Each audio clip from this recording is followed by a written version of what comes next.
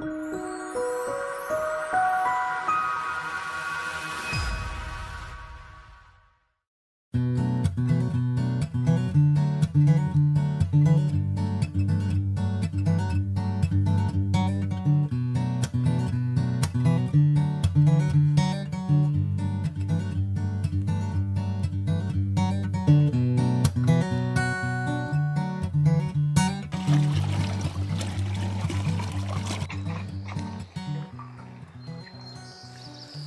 got some more peas here.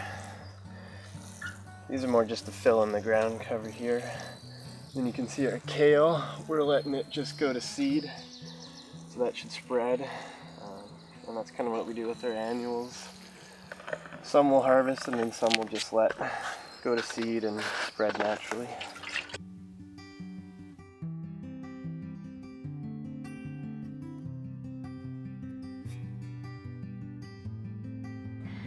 This is kind of mimicking a natural forest. We've got Chinese chestnut, and that's what we call the canopy layer. And then we've got things under that like a cornelian cherry. Then we've got things like berry bushes, which is the next layer, currants and gummy berries. Then we've got all the herbaceous layer, things like echinacea and catmint, all kinds of herbs that are also pollinators. And then the under the ground layer, things like the sunchokes that you've got here. There's been a lot of theory in permaculture writing about forest gardening and how it's supposed to emulate a natural system and therefore require less work in the long term.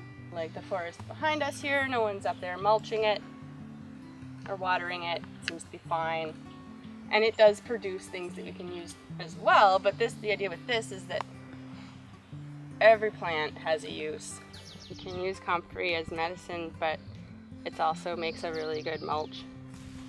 Like we would just take these off and use that as mulch because it brings up minerals from the soil, and then when you put it on there. And yeah, this is some of our yarrow. We're using this for our tea mix. It's a really good pollinator, helps with allergies. These are all mostly oxeye that we're using for mulching here.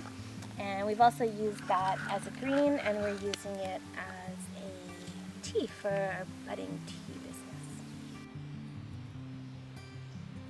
So permaculture is sort of in my opinion, it's more of a sort of design process that works to mimic nature and work with it. Got the clover seeds underneath, which are going to provide ground cover and bring nutrients, nitrogen to the soil. And then the straw and stuff's really helping the birds from eating the seeds. One of the goals of permaculture is that everything is multifunctional, and so we don't have a monocrop, obviously. We try to provide fuel, food, fiber, and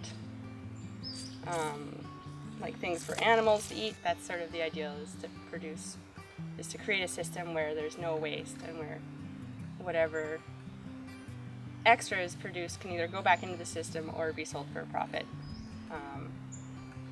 That's the big picture, and then on the small picture, like just day to day, it's like watering, mulching, and running the generator, and picking herbs, and planting things, and repeat. No, this is a mallow, like marshmallow. Is this what they make marshmallows out of? It's a different plant in this family, and I think they use the roots. You eat it?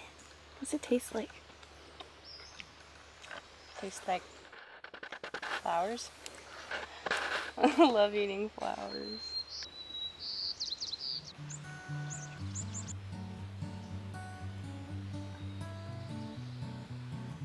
So this is our brand new bee house. Our interns built it out of recycled wood that we had on the property. And we have 2 active hives at the moment, one located on each end here. And just yesterday, actually, we added a second box here to each of the frames because they were starting to fill it all up with honey. So that's kind of exciting. You see the bees buzzing around everywhere. And we focused a lot on pollinator plants this year, knowing that we were going to be getting the bees. And so here's a good example of clover, which is really exploded here and looks great. This thing's helping with nitrogen, providing a really nice ground cover. You can see how this self-sowed sunflower is absolutely loving the companion planting here.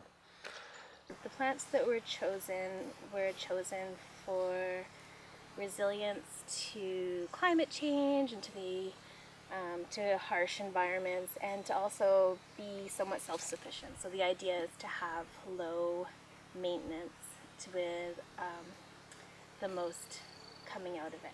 A lot of people grow their own food, but it's always nice to have things that you know are going to do well on this island. So that's what we focused on here. And you get a lot of volunteers helping? Plants or people? Yes and yes. Plant volunteers, yeah. I mean, as a garden like this grows and develops, our hope is that many of these plants will self-seed, and that's already happening. And a lot of plants are just spreading, and we actually just have to control them instead of planting them, so it ends up being really productive, yeah. It'll all evolve over time, and hopefully we'll get varieties that are better adapted to this specific climate too, if they keep on re-sowing themselves. As a environmental student at UVic, there's a lot of sort of negative and doom and gloom you learn about.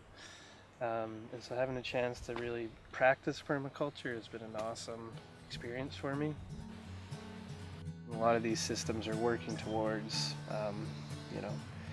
these areas being able to provide nutrients for themselves, and while humans can come in and help and harvest, a lot of the work's done sort of naturally by the earth. You can see everything in bloom, and a lot of the larger perennials starting to take shape, and a little bit of shade coming. You can really see how in another 5 to 10 years a site like this can be very productive and fitting really holistically within the surrounding Douglas fir ecosystem. Yeah, it's going to look a lot different in 10 years than it does right now. As those trees mature and give more shade and more mulch through their leaf drop, this whole system will retain water better and produce more food and become like a little beautiful oasis.